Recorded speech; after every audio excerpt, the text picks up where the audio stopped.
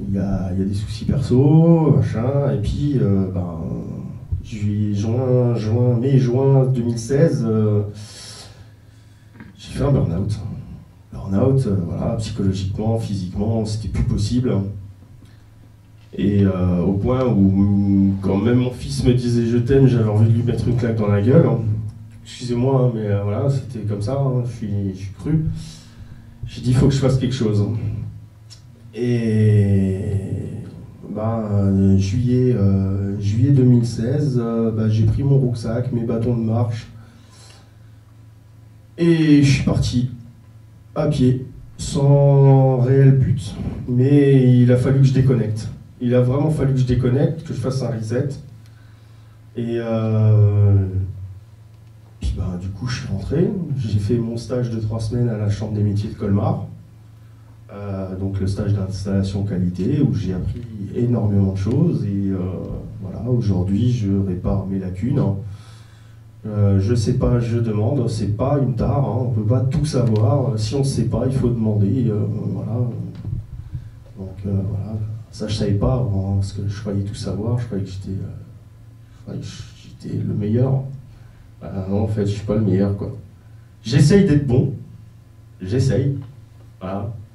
Après, on essaye de redescendre de son piédestal où on s'était mis, et puis voilà, on revient à la réalité, et puis on commence à écouter les gens. On se dit, ah ouais, t'étais dans ta bulle, là, ouais. Bon. Et puis finalement, aujourd'hui, j'ai dit, écoute, j'ai recommencé une 3e fois. Voilà, donc tout a commencé officiellement le 1er octobre 2016. Et je suis parti avec peanuts, quoi. C'est-à-dire que j'ai recommencé de zéro, location de camionnette, et puis les premiers clients, les premiers contrats de sous-traitance. Je fais moins de chiffres, mais mieux. Voilà. Je ne me suis pas fixé d'objectif financier. J'ai qu'un objectif, c'est réussir. À n'importe quel prix. Mais, comment dire, aujourd'hui, je suis parti dans l'optique de vendre un produit, un service, être à l'écoute de mes clients, mais pas non plus écouter tout ce que veut le client. C'est-à-dire que si on me demande un truc et que je ne suis pas capable de le faire ou c'est pas cohérent, je préfère partir. Voilà. Et puis finalement, les gens ils se rendent compte que finalement, je n'ai pas totalement tort. Et puis, ils me rappellent. Voilà. Donc c'est comme ça que tout doucement, je monte une clientèle qui cherche vraiment de nouveau du produit, du service, de la qualité. Voilà. Donc, puis j'avance tranquillement. Donc janvier a été un peu dur, parce que je me suis retrouvé avec 0 boulot tout le mois de janvier, donc 0 chiffre d'affaires. Février était assez tendu, les charges arrivaient, forcément, on se dit qu'est-ce qu'on va faire, qu'est-ce que je fais voilà. Et puis finalement, je m'en suis fait pour rien, quoi, parce que finalement, il y a un client qui m'appelle, il me dit « T'es libre ?» Ouais, ok, pas de problème. Bon. Et puis maintenant, je fais du 6-22 tous les jours, depuis le 1er février, quoi, du lundi au samedi, pratiquement, et puis j'arrête pas. Là, je lève un peu le pied de nouveau. Mais pour dire que aujourd'hui, on a le droit de faire des erreurs.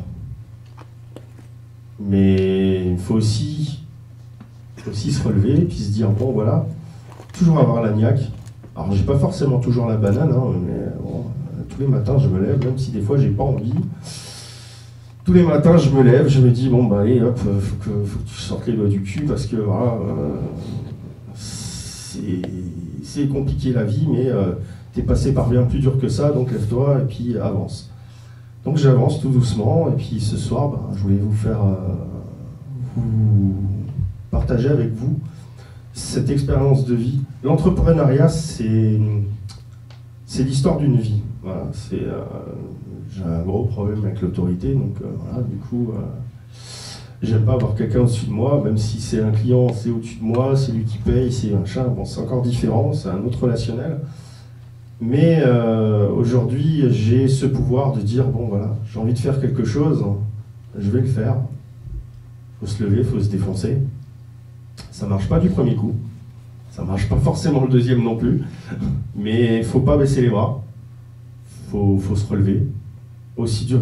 On dit toujours, on tombe plus facilement qu'on ne remonte. Et c'est vrai. Donc, on va dire que là, tout doucement, je reprends goût à la vie. Et je kiffe ce que je fais. Voilà.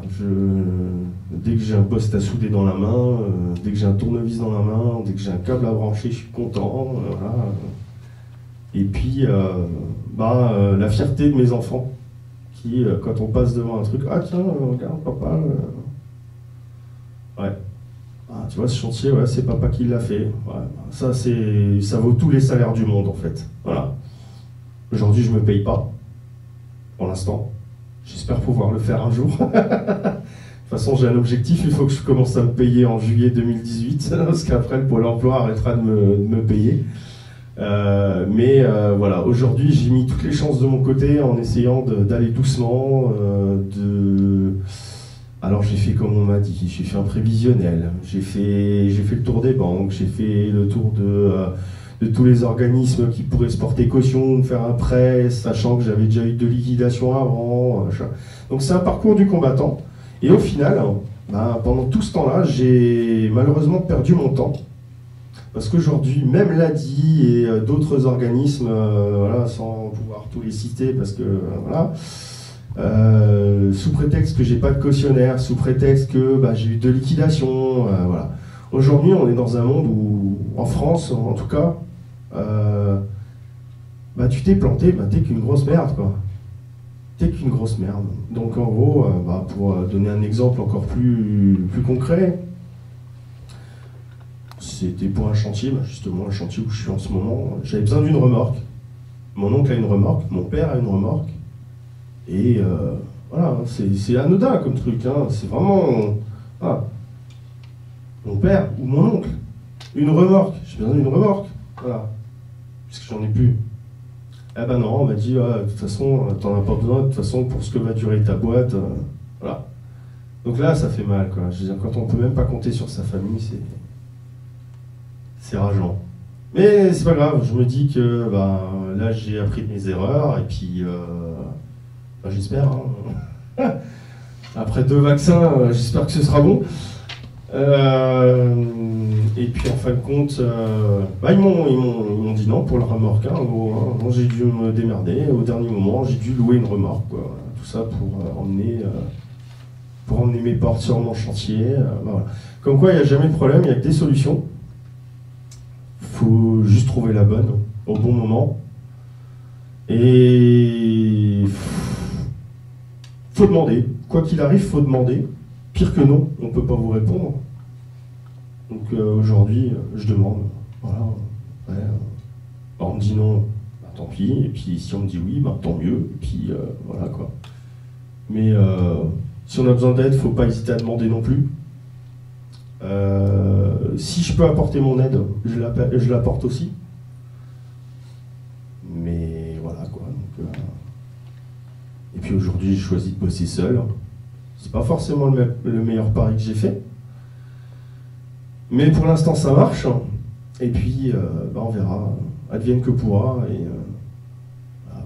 Donc, voilà un petit peu où j'en suis. Et puis, comment je kiffe ce que je fais. Et puis, voilà. Vive la serrurerie, quoi. Voilà. Donc, je sais pas si... Voilà.